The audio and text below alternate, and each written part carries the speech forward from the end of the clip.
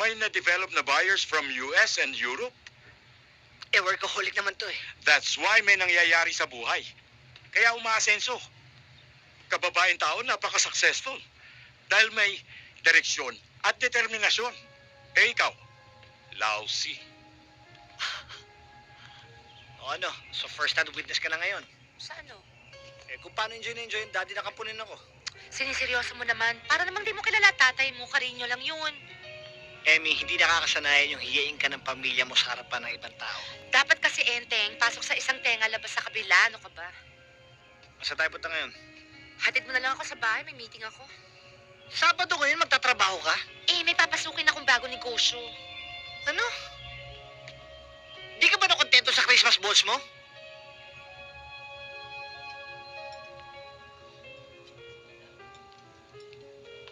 Miss Ocampo? Yeah? Hi, I'm Greg Romano. Hi! Yes, I believe we have a meeting. Yes, yes. May I? Yeah. Thank you. We are producing a whole complete new line. And I feel na karamihan sa mga pieces na pinuproduce natin, masyadong pegged as traditional, even conventional. But have you seen the designs of the Scandinavians now? Maski na lang yung designs ni Philip Stark. Have you seen his works? Yeah, nung nagpunta akong New York, I stayed at the Paramount.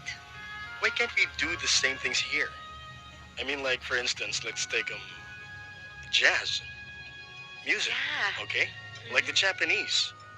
They do not harp on the Westerners. When they borrow something, they make it their own. And, you know, they Uy, take Jeanette, all the kwentuhan mo naman kami. Ano ba nangyari at bigla na lang naglaho sa buhay mo yung Turkish delight mo? Akala ko ba nakakita ka na ng kamatch mong boyfriend at ayaw mo na lang Pinoy na boyfriend? Eh, after a while, nakakasawa eh. Tsaka, hindi ko ma-stand yung anghit.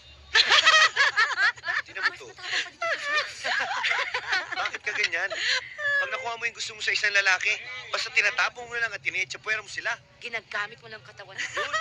Aba, akala niyo ba kayo lang mga matsu-matsuhan ang pwedeng gumawa nun? Oh, excuse me, kaya nito. Wala ka na naman boyfriend? Affected ka? Parang may pagdanasa ka na rin sa kanya eh. Well, for the past 5 days lang naman.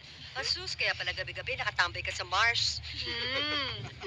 Pero alam nyo, parang feeling ko, I'm changing na. Changing for good. Yeah.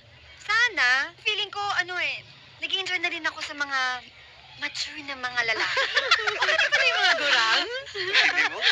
Mga ilan taon? Mga 70? 85. Yan, yung mga ganyan. Ikaw talaga. Pero alam mo, minsan, tama rin yung luka-lukang Janet na yan eh. Mas okay yung boyfriend na mature.